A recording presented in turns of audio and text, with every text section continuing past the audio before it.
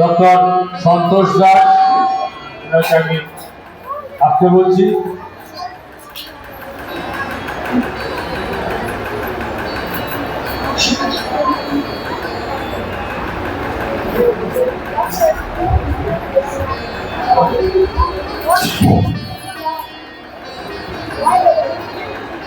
প্রথমেই আমি ছাত্রছাত্রী যারা আছে তাদেরকে বলছি, অনুষ্ঠান চলাকালীন কথা বলতে নেই, এটা কিন্তু মনে রাখবে।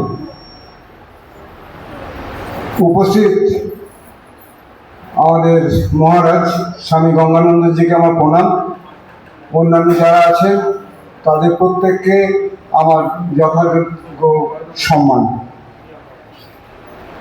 আজকে দাদা এখানে লেখা আছে বর্ষবরণ 1433, কারণ আগামী কাল থেকে আমাদের 1433 সাল শুরু হবে বাংলা। এই যে দিনগুলো, এগুলো কিন্তু একটা অনেক লম্বা প্রসেস। সেই কারণে প্রকৃতির নিয়মে যেগুলো বহুদিন ধরে চলে সেগুলো কিন্তু কোনো দৈর্ঘ্য বরাবর চলে না, সেগুলো সব বৃত্তাকারে চলে। যেমন দেখো, সকালে সূর্য ওঠে, সন্ধে অস্ত যায়, এবং এটা এমনই যে কখনো শেষ হবে না।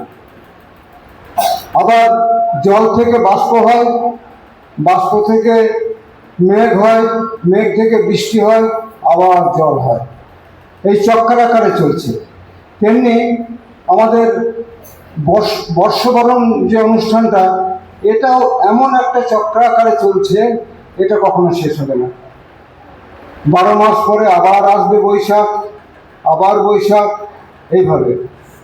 রবীন্দ্রনাথ ঠাকুর কি সুন্দর একটা গান বেঁধেছিলেন, মাস্টারমশাইরা সেই গানটা গেয়ে শোনালেন। তা এই বর্ষবরণ অনুষ্ঠান পৃথিবীর বিভিন্ন জায়গায় আছে, তবে সব থেকে বিখ্যাত হচ্ছে আমাদের পশ্চিমবঙ্গ আর বাংলাদেশ। বাংলাদেশে ঢাকা বিশ্ববিদ্যালয় একটা মঙ্গল শোভাযাত্রা বের করে, এবং সেটা এত সুন্দর এবং এত ভালো যে সব মানুষ সারা বছর অপেক্ষা করে থাকে। তোমাদের মাস্টারমশাই যে রাজেশ আগে উঠে দাঁড়াবো,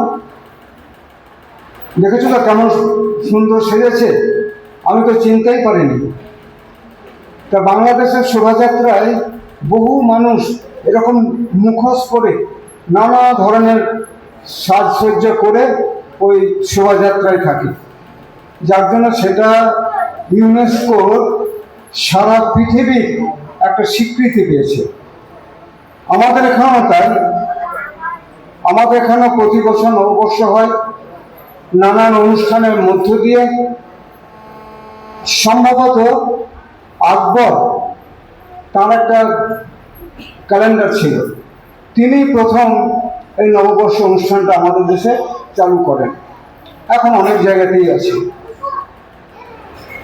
এই দিনটাতে গোয়াল ঘরে ভগবতী পূজা হতো। সেই ভগবতী পূজা দিয়ে নববর্ষ স্টার্ট করা হতো।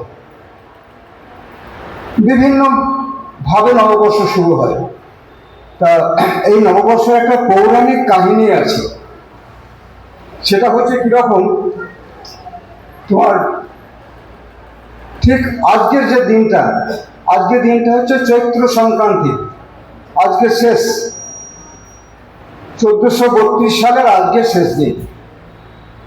দেখবে চড়ক পূজা হচ্ছে, শিবের গাজন হচ্ছে, বিভিন্ন আসানসোলে হয়, আসানসোলে বেশ জমজমাটভাবে চড়ক পুজো হয়, অনেক মেলা টেলা বসে। তা এই দিনটা যখন শেষ হয়ে যায়, তখন শিব পার্বতী তারা কৈলাস ধামে গিয়ে একটু অবসর যাপন করেন, এবং সেইখানে তোমার ওনাদের মধ্যে যে কথাবার্তা সেটা আমি একটু বলছি। কৈলাস ধামেতে বসি হর ও পার্বতী, সুশীতল সমীরণ বহে মন্দ গতি, পার্বতী কহেন, প্রভু কহ ভগবান, নববর্ষের ফল করহ ব্যাখ্যান। কত পোয়া ফল হবে, কত পোয়া জল, সে কথা জানিতে বড় চঞ্চল। এই যে আমি কলাইন বললাম, ওনারা মানে শিব বলতেন সারা বছর কেমন চলবে, পার্বতী সেটা শুনতেন এবং পণ্ডিতদের মুখে মুখে সেটা প্রচার হতো সারা বছরটা কেমন যাবে। তারপরে যখন প্রথম পঞ্জিকা বেরোলো, সেই পঞ্জিকাটা এই কথাটা লেখা ছিল। এই পঞ্জিকাটা কিন্তু নববর্ষের একটা বিরাট ব্যাপার। আজকে বা কালকে পঞ্জিকা বেরোবে, অলরেডি বেরিয়ে গেছে। যেমন বেণী মাধব শিলের পঞ্জিকা, তারপর আমাদের বিশুদ্ধ সিদ্ধান্ত মতের পঞ্জিকা, একটা গুরুত্বপূর্ণ শাস্ত্র বলতে পারি, আমি বই বলবো না।